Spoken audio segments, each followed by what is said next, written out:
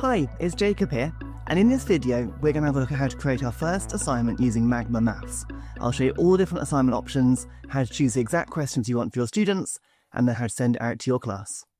So to begin with, we're going to press the new assignment button here in Magma, and straight away you're going to see a whole lot of content. What's great here is that Magma has got dozens of built-in libraries of problems and questions that you can send to your students based on different schemes of work, for example Maths No Problem, White Rose Maths, and of course the national curriculum as well. Each of these books contains many different sections for the different problems based around different topics and concepts. In fact, tapping on one here will show a list of different chapters inside that book and the amount of problems contained within each chapter on the right-hand side. Of course, tapping onto a chapter does exactly what you'd expect. It shows you all of the questions in that chapter which you could send to your students. But before we get too excited with the actual problems here and these cool questions, I want to just rewind a couple of steps and go back to that book overview screen. You may be looking at that and thinking, wow, there's tons of content here, this is amazing. And equally, you might be looking at that thinking, wow, there's tons of content here, that's a bit overwhelming. I only teach year 4, why do I need all of this? And, well, don't worry, we can actually sort that before we get started. I'm going to scroll right down to the bottom of the list here, and then at the bottom, I'm going to tap onto where it says Add More Books. You might be thinking, hang on, Jacob, more books? Nope, I want less books. Well, don't worry, because on here we can actually customize all the books that you can see. You can even choose books linked to your scheme of work and your year group. I can use the filter in the top right corner to jump to particular schemes of work, and for me in this demo I'm going to be teaching year 5 and 6, so I'm simply going to uncheck all the boxes of books that I don't need. Of course, you can come back in at any time, you can make changes whenever you need to. That means if you wanted to go back in and add perhaps a lower year group book to get some questions to help support some learners, you could do that, and equally you could challenge your more advanced learners as well. As you can see, I've gone through and I've unchecked quite a lot of different books on here, but I've left the White Rose ones for year 5 and 6, and the Key Stage 2 SATS papers as well. It really is worth digging in here and just seeing what's available, because the amount of questions is super handy. When you're done, we're just going to press save at the bottom, and now that list of books looks far more manageable, and it'll be easier to find what you're looking for. Speaking of which, I'm looking for some Year 5 activities today, so I'm going to tap onto my Year 5 White Rose Maths book, and I want to find some questions linked to our topic today of subtracting 4-digit numbers.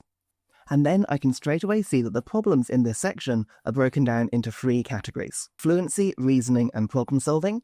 The questions, however, can all be added to our assignment, and we can either tap on the column to select the entire lot of questions for that group, or we can go through individually and mix and match different questions. I can see when I've selected all 3 columns, at the bottom I've got 26 questions selected. That feels a bit too much for my maths lesson today, so I'm just going to go through individually and deselect the ones that I don't want my learners to do today. As I go, I can have a quick look at each question and I can make that judgment as a teacher as to what skills and questions I want them to practice during their lesson in Magma today. Okay, I've got it down to about 12 questions now, which feels like a good amount for this assignment. So now I can customize how the assignment will look for my students and then share it with my class. In the top right corner we can see the name of the assignment.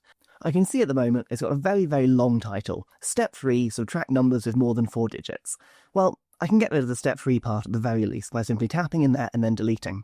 Of course, in reality you could change this name to anything you like for your assignment. You could call it the day of the week, you could call it anything. I've run out of ideas in my head.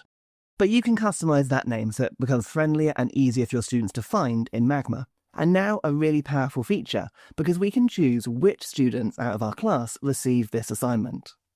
At the moment you can see Teal class is selected and all 11 pupils are going to get this particular set of problems.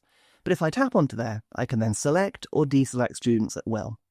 This means I can really quickly pivot what I'm doing to make sure I'm supporting the learners who need additional questions and challenging those ones who perhaps need taking that step further. We'll have a look at some other ways we can organise this student list into groups in a later tutorial, but for now let's just deselect a few of these students and then we can send to the rest of our class. The last things we can do before we share our new assignment are to change some of the settings about how the assignment works for the students. For example, we can choose to share it right now, this moment, or we can schedule it to be shared perhaps next week when the lesson begins. This is great if you're setting learning for supplied teachers or for colleagues, or you just want to plan a bit in advance. We can also choose things like how many attempts students get at a question and if they have to show their units. And we also have the Show Workings option here. I always leave this on for most of my assignments because it encourages students to show their thought process and the journey they take to get to their answer. And Magma uses some clever AI technology to make sure that students don't just write in the answer and move on. It won't let them progress unless they do show some workings. In fact, in a future tutorial, we'll look at how the workings out feature can show you what the students have been thinking as they're working out the problems. But we'll come to that in another video, just a little tease for you. At this point, my assignment is ready. I've chosen the problems, the students are going to receive it, and I've configured those options. All that's left for me to do is to press Create in the top corner of that screen. Then it will go back to the assignment's overview in Magma, and I can see my new assignment there ready to go. Right now, my students haven't interacted with that at all, so there's no data to dig into. But trust me, by the time you come back to the next video, there'll be lots there to unpick, and we can explore all of that together. So, I'll see you next time to dig even further into Magma Maths.